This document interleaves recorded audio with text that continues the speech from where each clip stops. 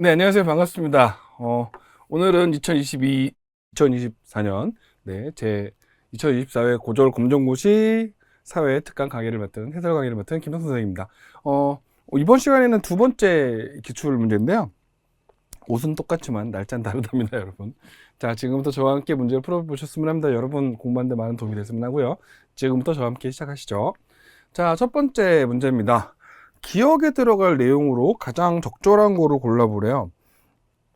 뭐뭐의 필요성과 사례, 시민의 권리를 능동적으로 행사해서 민주주의를 실현함으로써 시민으로서 행복감을 높이기 위한, 이런 거를 우리는 뭐라고 보통 이야기하냐면 시민 참여, 이렇게 얘기하죠.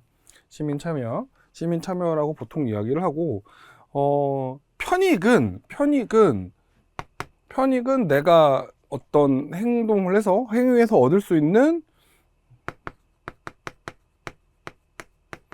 만족감을 화폐로 표시한 거를 이제 편익이라고 얘기하고요. 여기 규모의 경제라든가, 규모의 경제는 이제 뭐라 그러지? 생산량을 늘릴 때 하나하나 재화들의 평균 비용이 감소하는 현상을 우리가 규모의 경제, 이렇게 얘기하거든요. 불안정 경쟁은 이제 우리가 완전 경쟁 시장 말고 나머지 시장들을 얘기하는 건데, 지금 이 문제랑은 전혀 관계가 없습니다. 그래서 답은 시민 참여가 되겠고요. 자, 이번 문제 보시죠. 기억에 들어갈 용어로 옳은 것. 근대에 들어와 인간이라면 누구나 기본적인 권리를 누릴 수 있다는 사상이 확산됐다. 이를 바탕으로 프랑스에서도 시민혁명이 일어나 인간과 시민의 권리를 통해서 천부인권이죠. 천부인권을 명시적으로 언급함으로써 천부인권 확립의 계기가 되었다. 인권 확립의 계기가 되었다. 이건 뭐 당연한 얘기라서 딱히 뭐 설명할 게 없네요. 여기 채권은 우리가 돈을 빌린 다음에 그 돈 빌린 거를 확인하는 증서죠. 억압은 이제 누른다는 얘기고, 종전은 전쟁이 끝났다는 얘기니까 여기랑 관계없어서 답은 2번이 되겠습니다. 3번 문제 보시죠. 우리나라 헌법에서 권력 분립의 원리를 실현하기 위해, 국회에, 뭐는 정부에, 자, 여기서 법을 만드는 권리죠. 입법권은 국회에, 그 다음에 행정권은 정부에, 이렇게 보시면 되겠습니다. 행정권은. 건강권, 주거권은 좀 전혀 관계가 없고요. 참정권하고 사회권은, 그렇죠, 우리 인간의 기본권 라인에 해당되는 거죠. 그죠? 청구권까지도 이렇게까지가 기본권에 해당되고, 여기에 이제 참정권하고 사회권, 청구권 앞에다가 자유권, 평등권만 붙이면 인간의 우리 헌법이 보장하고 있는 우리의 기본권이 됩니다. 단결권은 노동자의 노동 3권에 들어가는 권리죠. 해당 사항이 없어요. 검정고시 문제가 좀 뭐라 그러지? 정답 보기를 제외하고 나머지 보기는 너무 좀 뜬금없는 보기들이라서 여러분이 기본 내용 공부를 하셨으면 문제를 풀기가 어렵지가 않습니다. 그러니까 이를테면 검정고시 문제는 헷갈리는, 약간 꼬아놓은 뭔가가 없어요. 그냥 알면 답하는 거고 모르면 틀리는 거 문제라서 잘 하셨으면 좋겠습니다. 자, 4번 문제 보시죠. 시민 스스로 법을 지키려는 자세, 이런 걸 우리는 준법의식이라고 하죠. 시민 스스로 법을 지키려는, 법을 지킨다, 지킬 준, 법할 때 법, 준법은 사회 측면에서 매우 중요하다. 구성원들이 준법의식이 잘 확립돼 있어야 정의의 실현 및 사회 질서 유지가 가능. 그렇죠. 사회 질서를 유지하기 위해서도 뭔 해야 된다? 그렇죠. 법은 지켜야 되죠. 준법의식이라고 합니다. 기회비용은 어떤 걸 선택했을 때 다른 재화를 선택해서 얻을 수 있는 편익을 놓친 거죠. 그걸 기회비용이라고 하고, 인플레이션은 물가의 지속적인 상승을 이야기하고, 유동성은 현금을 얼마나 현금으로 빠르게 바꿀 수 있는지를 물어보는 개념이 유동성이니까, 이 문제하고는 방금 전에도 말씀드렸지만 전혀 연관사항이 없어요. 그러니까 괜히 헷갈리지 마시고 잘 풀으셨으면 합니다. 자, 5번 문제 보시죠. 다음에서 설명하는 경제 주체, 조세 정책을 세우고요. 소득 불평등을 완화하고 공정거래위원회를 통해서 불공정 거래를 규제한다. 이런 건 정부가 하는 거죠. 그죠? 조세 정책을 세운다. 애초에 정책을 세운다는 말 자체가 누구가 하는 일이라는 걸 딱 드러내는 거예요. 정부가 하는 일이라는 걸 딱 드러내는 겁니다. 기업은 네 그냥 돈을 버는 거고, 소비자는 만족감을 얻기 위해 돈을 쓰는 거죠. 노동자는 열심히 일하는 거고. 네, 그래서 답은 1번 정부가 되겠습니다. 자, 6번 문제 보시죠. 다음에서 설명하는 게 뭔지 한번 볼까요? 특정 국가 간의 무역 특혜를 부여하기 위해서 관세나 무역 장벽을 완화하고, 여기 보시면 관세나 무역 장벽을 완화하거나 제거하기로 맺은 협정, 이걸 우리가 뭐라고 얘기하냐면 Free Trade Association 이렇게 얘기해서 Free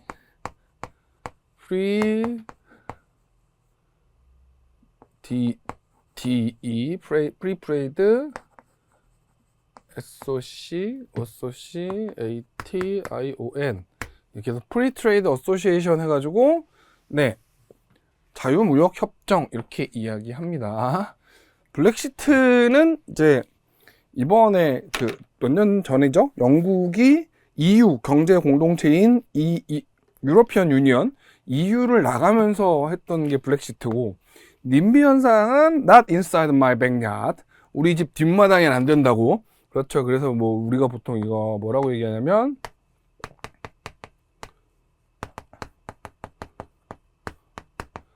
혐오시설 기피 현상을 우리가 님비 이렇게 얘기합니다. 님비 현상 이렇게 해요. 누리소통만 SNS는 뭐 굳이 설명 안 해도 되겠죠, 여러분? 네, 답은 4번이고요. 자, 넘어가겠습니다. 7번입니다. 다음 주장이 반영된 자본주의 체제는 대공황을 극복하기 위해서 정부가 지출을 확대하여 실업자를 구제하는 등, 여기서 포인트죠. 적극적으로 시장에 개입했다. 우리 이런 걸 수정자본주의 이렇게 이야기합니다. 상업자본주의는 17에서 18세기, 즉 정확하게는 네, 17에서 18세기, 우리가 흔히 얘기하는 그 대항해 시대쯤, 이때쯤이고, 유럽의 절대 왕정과 중상주의가 결합돼서 나타난 형태의 자본주의를 상업자본주의라고 합니다. 그러니까 이 시대의 자본주의는 아주 간단하게 해서 공장에서 물건을 만들어 돈을 버는 게 아니라 유통을 통해서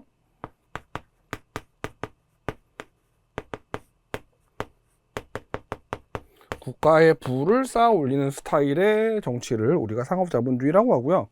자유방임주의는 네, 그 이후에 보통 이제 19세기에서 20세기쯤에 등장한 모의 간섭을 최소화하고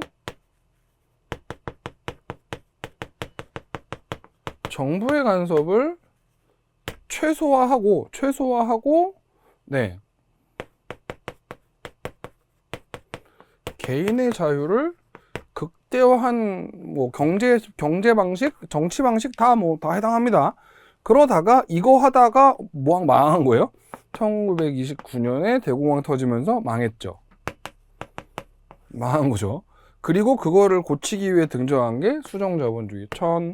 1930년대에서부터 1970년대까지, 80년대에서부터 우리가 보통 신자유주의 시대라고 하니까 이때까지의 시대를 수정자본주의의 시대라고 하고, 수정자본주의의 내용이 요겁니다.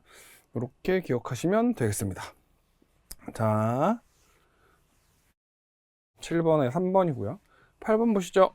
계란을 한 바구니에 담지 말라라는 격언은 투자의 위험을 줄이기 위해 다양한 금융산업으로 금융자산으로 뭐를 구성해서, 우리가 이런 거를 이제 그 포트폴리오라고 얘기하거든요. 일종의 뭐냐면은 그 카탈로그죠. 어떻게 투자할지에 대한 투자 방향을, 그러니까 보통 포트폴리오라는 게 어떤 거냐면 그 모델들이 자신의 프로필 사진을 와장창창 찍어갖고 모델 에이전시에 보낼 때 이 사람의 매력을 최대한 이끌어낼 수 있는 사진들을 쫙쫙쫙쫙 찍어서 여러 장 찍어서 보내잖아요. 그 사진들을 포트폴리오라 그래요. 그러니까 그러니까 기업의 주식도 괜찮은 주식들을 되게 나누어서 사는 거죠. 그러니까 사진 하나로 내 모든 매력을 알 수 없듯이 기업도 한 기업에다만 투자하면은 되게 위험하니까 위험을 분산할 목적으로 여러 기업에다 나눠서 자금을 투자하는 방식을 우리가 포트폴리오라고 해요. 포트폴리오로 하면 좋은 점은 뭐냐면 예를 들면 내 투자가 망했어.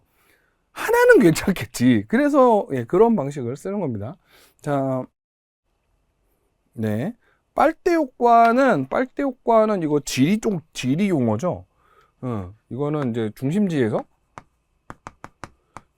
있는데 여기 외곽에 도시를 만들었어요. 그럼 이 외곽에서 중심지 쪽으로 모든 경제 활동이 쫙 빨려 들어가 갖고 마치 빨대를 쪽쪽 빠는 것 같은 효과가 나타난다는 이런 건 빨대 효과라고 하고, 외부 효과는 나는 전혀 의도하지 않았지만 제3자가 내 행동이 제3자에게 영향을 미치는 행동을 우리가 외부 효과라고 하죠. 사이버 불링은 뭐 넘어가도록 하겠습니다.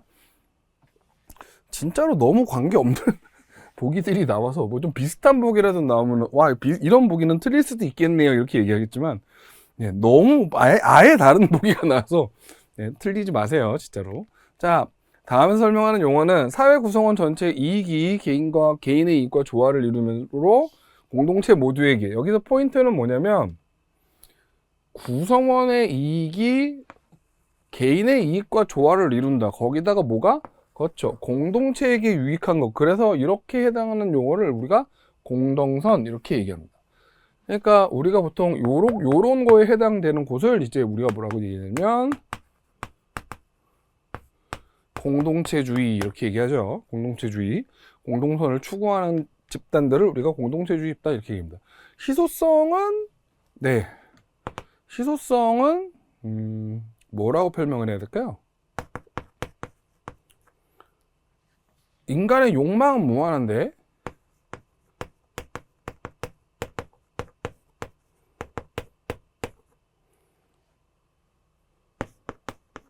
그걸 채워줄 수 있는 자원은 유한할 때, 우리는 이럴 때 자원의 희소성 이렇게 얘기합니다. 그러니까 이 욕망은 무한한데 자원이 유한할 때 우리는 그거를 희소하다 이렇게 표현해요. 자, 그 다음에 오케이, 인간 소외 현상이 있고요. 자, 다음 문제 보시죠. 사회복지제도 중 사회보험의 사례를 보기에서 고른 거. 복지제도 중 사회보험의 사례를 보기에서 고른 거. 사회보험입니다. 사회보험. 일단 사회보험은 보통 그 끝에 보험자가 들어가요. 여기 고용보험이라든가 국민연금도 여기 해당되는 거고. 서비스는 돌봄 서비스는 얘는 사회 서비스에 해당하는 겁니다. 그러니까 사회보험에 해당하는 건 기억하고 니은이고요. 재개발 사업은 이건 복지제도하고 전혀 상관이 없어요. 일반적으로 복지제도는 여러분 이렇게 구분하죠. 사회보험과 공공부조로 이렇게 나누죠. 보통 이 두 가지 특징은 뭐를 주는 거고, 현금을 지급해주는 서비스고, 그 다음에 이거를 서포트하기 위한 사회 서비스가 있습니다. 사회 서비스가 여기고, 보통 사회보험은 일반적인 사람들이고, 공공부조는 진짜로 사회적인 약자, 좀 가난하고 힘들게 사시는 분들을 위해서 하는 거고, 얘는 이제 일반적인 어느 정도 소득이 있어서 자기의 그 의료보험 이런 복지제도에 대한 부담을 어느 정도 할 수 있는 일반 국민들이 사회보험에 해당됩니다. 우리나라는 이 사회보험제도가 되게 잘 돼 있는 나라긴 하죠.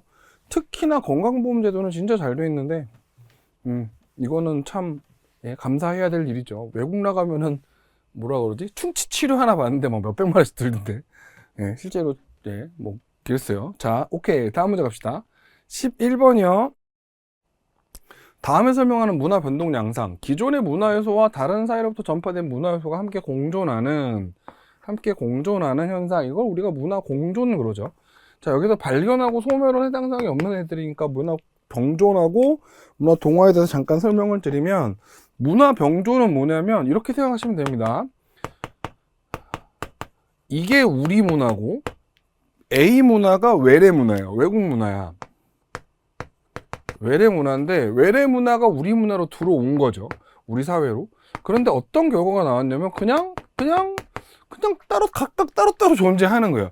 대표적인 게 저는 개인적으로 사례를 많이 드는 게 뭐냐면, 예를 들면 이런 거요. 저는 제가 사례로 많이 드는 건 양방병원 있죠. 그러니까 우리가 흔히 말하는 병원, 한의원하고, 한의원, 우리 지금 여러분 한의원 없어졌어요? 저기 가을 되고 봄 될 때마다 아이고 한약 하나 지어 먹어야겠다 하지 않습니까? 한의원 멀쩡히 있죠. 네. 여기는요? 양방병원? 네. 네. 우리가 이제 양방병원이라고 이렇게 얘기했죠. 존재하죠.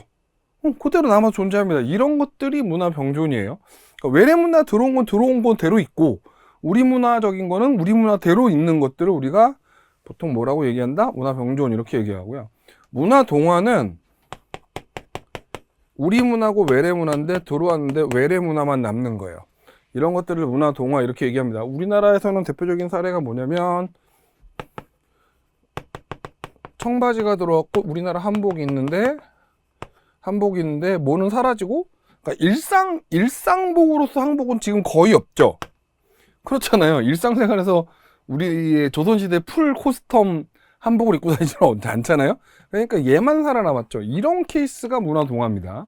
네, 문화 동화 이렇게 생각하시면 되고요. 답은 4번 문화 병존이 되겠습니다. 넘어가시죠. 12번이요.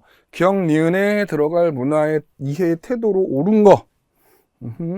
자, 기억은 다른 문화를 더 우월한 것으로 믿고 자신의 문화를 무시하는, 여기 보시면 자신의 문화를 무시하는 거, 이런 걸 우리가 문화 사대주의 그럽니다. 그러니까 2, 3번, 3, 4번은 나오시네요.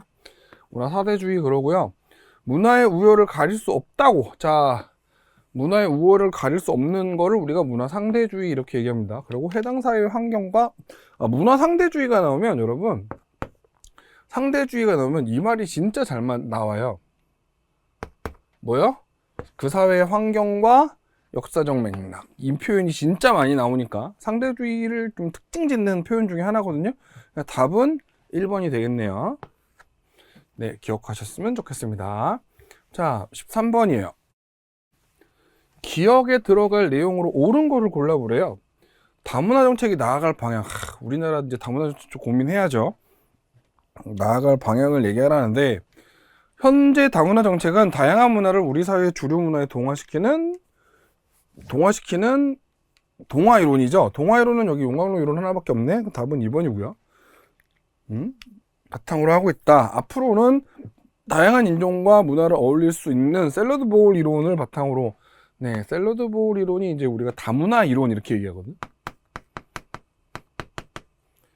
다문화주의 이렇게 표현하는데, 정책이 필요하다. 용광로 이론이 문화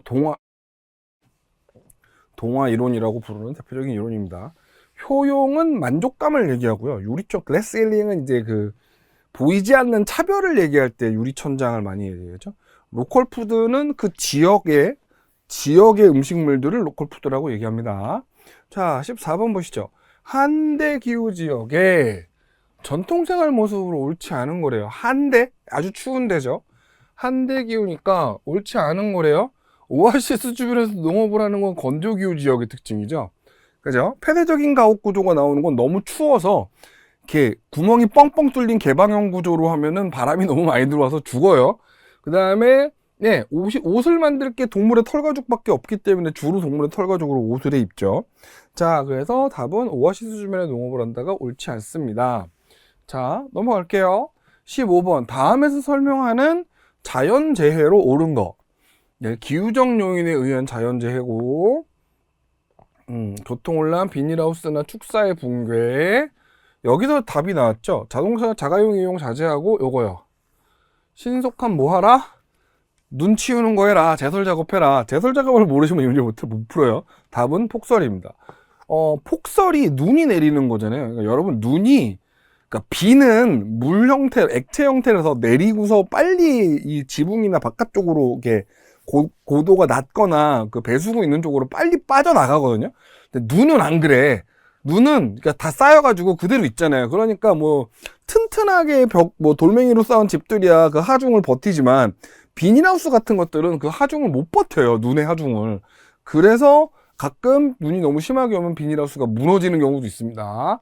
네. 그 다음에 눈길은 되게 위험하니까 자가용용 안 하는 게 좋겠죠. 저도 눈 오면 웬만하면 잘 안 끌고 나갑니다. 자, 답은 3번이고요.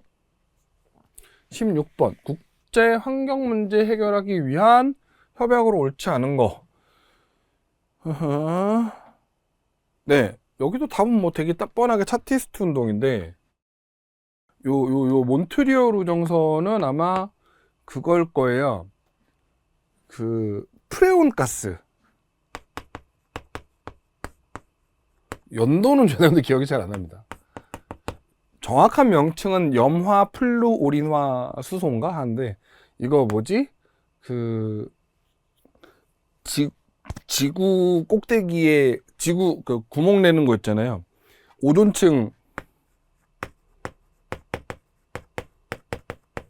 오존층의 파괴를 막기 위해서 한 협약이죠. 몬트리올 우정선. 그 다음에 저기 사막화 방지 협약은 되게 당연하지만, 네, 뭘 막기 위해? 그렇죠. 사막화 현상을 막기 위한 협약이고. 교토우정선은 제가 기억하기로는 얘는 아마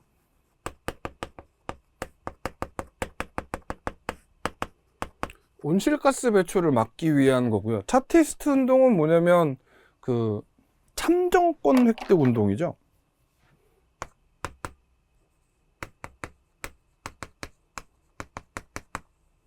시민혁명이 끝나고 참정권을 누구한테만 주니까? 네, 부르주아들한테만 참정권을 주니까 노동자들이 처음으로 나서서 우리에게도 참정권을 달라고 요구한 게 차티스트 운동의 시작이고, 나중에는 누구도 나서서 여성 참정권 운동까지도 이어지는 게 차티스트 운동이라고 보시면 되겠습니다. 16번이고요. 네, 정답은 2번입니다. 자, 17번 보시죠. 도시화가 가져온 변화로 옳은 거래요. 도시화라는 건 이제 일단 도시화라는 건 두 가지 의미로 해석할 수 있죠.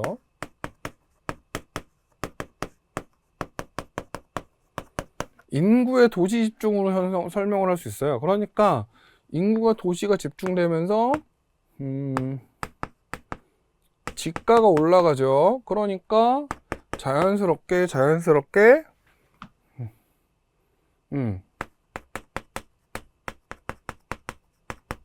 인공 건축물 엄청 많아지고요. 그 다음에 녹지 공간이 많이 없어지고요. 이렇게 일어나는 게 도시화죠, 일반적으로. 그러니까 당연하겠지만 인공 건축물과 녹지 공간이 늘어남으로써 열섬 현상이 나타나죠. 그러니까 사라졌다는 틀린 거예요. 그 다음에 아무래도 농사보다는 도시에서 일하는 게 직업이 다양해지죠. 그 다음에 인공 건축물이 감소하긴커녕 늘었죠. 그죠? 공업 중심의 사회에서 농업 중심의 사회가 아니라 반대로 바뀌었죠. 그래서 답은 2번이 되겠습니다. 도시화가 갖고 올 변화. 문제 자체가 어려운 문제들은 아니니까 잘 기억해서 풀어주셨으면 해요. 자, 18번 보시죠. 자, 다음에 설명한 용어. 한 여성이 가임 기간 동안 보통 15세에서 49세를 보는데 낳을 것으로 예상되는 평균 출생아 수를 말한다. 우리가 보통 이걸 합계 출산율 이러거든요. 참고로 지금 우리나라는 이 합계 출산율이 굉장히 줄어들었죠. 우리나라는 지금 0.7명? 네, 진짜 심각합니다. 지금 초등학교 1학년가 지금 현재 고등학교 3학년 학생 수가 대략 한 5만 명 정도 되거든요. 1년에. 근데 딱 6년 뒤인 지금 초등학교 1학년 학생이 20만 명대예요. 딱 절반이죠. 그러니까 이 페이스로 가면은 진짜 우리나라는 인구가 소멸할 수도 있어요. 나라 망할 수 있습니다. 인구 소멸로 나라 멸망할 수 있어요. 농담이 아니라는 게 무서운 점이죠. 자, 넘어가겠습니다. 인구 구조나 고령화는 설명 안 해도 되겠죠? 여러분 책 보시면서 잘 보셨으면 좋겠어요. 자, 19번. 지도에 표시된 가문화권, 여기죠, 여기. 여기 중국이네요. 중국 쪽의 문화권에 대한 설명으로 옳은 거. 고대 유럽 문명의 발원지 말도 안 되죠. 고대 유럽 문명의 발원지는 이쪽에 그리스입니다. 그리스 이쪽입니다. 크레타 섬 쪽 이쪽이고, 대표적인 원주민은 마오리족. 마오리족은 어디지? 까먹었다. 네, 사하라 사막 이남의 아프리카 지역이면 여기죠. 4번에 말도 안 되고. 마오리족이 뭔지 까먹었네. 불교 문화가 나타나는 게 맞죠. 동북아시아 문화권의 특징이 뭐냐면 유교 문화권, 불교 문화권 이러니까 인도에서 시작된 불교가 중국을 거쳐서 우리나라로까지 들어와서 일본까지 넘어가는 게 이 불교 문화권의 특징들이죠. 자, 답은 1번이 되겠습니다. 뿅. 네, 어려운 얘기는 아니니까 넘어갈게요. 20번. 이슬람교에 대한 설명으로 옳은 걸 골라보래요. 일단 이슬람교는 다신교가 아니죠. 이슬람교를 믿으시는 분께 다신교라 그러면 정말 총 맞습니다. 소를 신성한 동물로 여긴다. 보통 요 두 가지를 묶으면 힌두교가 되죠. 겐지스강에서 종교식으로 목욕을 하는 것도 힌두교의 특징이죠. 네, 제가 겐지스강 한번 가서 본 적이 있는데, 솔직히 말씀드리면 우리나라 기준으로 봤을 때 그렇게 깨끗하다고 할 수는 없는 강이에요. 겐지스강에서 목욕도 하고 수영도 하고 별의별 거 다 하지만 그 위쪽에서 그러니까 겐지스강이 인도가 되게 신성시하는 강이라서 누군가가 죽으면 그 사람의 시신을 이렇게 꽃상효 같은 거에 태워서 겐지스강에 띄워요. 불을 붙여갖고. 그래서 당연히 강 위로 떠다니는 불타는 시신이니까 그 시신이 온전하게 다 타갖고 갈 리가 없잖아요. 중간에 불이 꺼질 수도 있단 말이지. 그러니까 겐지스강 보다 보면 갑자기 뜬금없이 시신이 하나 떠내려가고 있고 막 그래요. 네, 저는 굉장히 충격적인 기억이었습니다. 네. 하지만 네, 인도에서 되게 신성시하는 거죠. 돼지고기를 먹는 걸 금하는 게 이슬람교의 특징이 되겠죠. 네, 이슬람교는 돼지고기를 먹는 걸 금합니다. 왜 금하는지는 저도 잘 모르겠어요. 사막에서 돼지를 키우기가 어려서 그런가. 자, 오케이. 21번입니다. 인간과 자연의 공존을 위한 노력으로, 공존하기 위한 노력으로 옳지 않은 거래요. 지속 가능한 발전을 추구한다. 생태 통로를 만들어서 동물을 보호한다. 인간의 이익을 위해 자연을 훼손한다. 예, 이게 누가 봐도 답이죠. 인간의 이익을 위해 자연을 훼손하면 안 되지. 예, 같이 살아야죠. 생태계 구성원으로서 환경 친화적 가치관을 갖는다. 이것도 당연히 필요하고요. 네. 생태 통로는 요즘에 굉장히 많이 하고 있죠. 원래 길을 낼 때 이렇게 이어져 있는 산인데, 도로를 만들다 보니까 쑥 이런 식으로 해서 산을 잘라내고 그리고 도로를 만드는 경우가 있어요. 그럼 여기 살던 애들은 갑자기 공간이 없어졌잖아요. 그래서 여기다 이제 다리를 만들어서 통로를 만들어 주는 거죠. 관찰해보면 되게 재밌는 거 많이 나오더라고요. 자, 22번입니다. 다음에서 강조하는 세계화의 문제점으로 가장 적절한 거. 세계화가 진행되면서 각 사회가 가지고 있는 고유한 문화재가 사라질 수 있습니다. 예컨대 영어 사용이 확산되면서 영어를 제외한 다른 언어들이 소멸될 위기에 있다. 보통 이제 요거를 나타내는 게 문화의 회귀라죠. 문화가 하나의 문화만 남고 나머지가 다 죽어간다 라는 뜻인데, 그러니까 기본적으로 세계화는 장벽이 없어지는 거예요. 장벽이 없어지다 보니 자연스럽게 뭘 한다? 엄청나게 경쟁을 하거든요. 그 경쟁의 결과 이제 좋은 아이는 살아남고 좀 질이 떨어진 애들은 죽어가는 거죠. 그래서 나타나는 현상입니다. 참고로 플랜테이션은 이제 하나의 물건만 기르는, 것만 기르는 걸 플랜테이션이라고 하고, 공간적 분업은 다국적 기업에서 본사는 선진국에 두고 이제 공장은 약간 개발도상국에 두고요. 이런 것들을 이제 공간적 분업이라고 합니다. 자, 답은 4번이고요. 23번. 설명하는 국제기구에 해당하는 거, 국제비정부기구의 INGO입니다. INGO. 한마디로 말해, 시민단체란 얘기죠. 전쟁, 기아, 질병, 자연재해 등으로 고통받는 세계 각 지역의 주민들을 구호하기 위해 설립된 장치다. 참고로 얘는 IMF는 비정부기구가 아니라 정부기구예요. 세계무역기구도 마찬가지 UN 산하기구입니다. 경제개발협력기구, 이것도 정부기구죠. 정부가 만든 거예요. 국경 없는 의사회만 비정부기구입니다. 네, 국경 없는 의사회는 아주 유명하죠. 엄청나게 강성단체이고 전쟁터 한복판으로 들어가는 의사들이니까 엄청난 사람들입니다, 진짜로. 그래서 문제는 뭐냐면 이 양반들이 들어갈 때 만약에 병원 같은 거 공격하면, 그쵸, 공격한 쪽을 치료를 안 해버리죠. 예, 그래서 뭐 테러 집단마저도 함부로 공격하지 못하는 집단이죠. 국경 없는 의사입니다. 자, 24번 보시죠. 기억에 들어갈 내용으로 가장 적절한 거래요. 정보에 따른 문제점. 개인의 행동이나 기록이 정보와의 노출되는 빈도가 늘어나고, 폐쇄회로 텔레비전의 발전으로 개인의 감시나 통제를 받을 수 있어. 이런 걸 우리가 사생활 침해 그러죠. 생각보다 많이 일어나고 있어요. 자, 마지막 문제입니다. 밑줄 친 기억 니은에 대한 설명으로 옳은 거. 오늘날 주로 사용하는 에너지 자원은 석유와 천연가스 등이 있다. 네, 석유와 천연가스는 여러분 고생대 지층 아니죠? 그리고 석유와 천연가스는 같은 지층에 묻혀 있어요. 그러니까 보통은 석유 위에 천연가스가 묻혀 있는 경우가 많고, 네, 고생대 지층 아닙니다. 그 다음에 기억은 석유는 연소하면서 오염물질을 배출하지 않는다. 아니죠. 아주 많이 배출하죠. 네. 그 다음에 니은은 18세기 산업혁명의 주요 동력원. 여러분, 산업혁명의 주요 동력원은 석유나 천연가스가 아니라 석탄입니다. 석탄이에요. 얘가 해당 사항 없는 거예요. 얘도 기억은 니은보다 현재 세계에서 소비량이 더 많다. 네, 천연가스보다는 아무래도 석유가, 왜냐면 수송수단, 연료로서, 자동차의 연료로서의 수송자원으로서의 석유를 아무것도 대체할 수가 없어요. 너무 완벽한 장치라서 대체할 수가 없어서, 엔진을 대체할 수 있는 방법이 없죠. 요즘에 뭐 전기자동차 이런 게 나왔습니다만 아직까지 대체하려면 좀 멀은 것 같긴 합니다. 답은 그래서 4번이 되겠습니다. 자, 뿅. 네, 지금까지 2024년도 고졸 졸업 검정고시 400과목 2회차 문제 해설을 마쳤습니다. 여러분에게 좀 도움이 되기를 바라고요. 저는 또 내년에 다시 뵙겠습니다. 고생하셨습니다.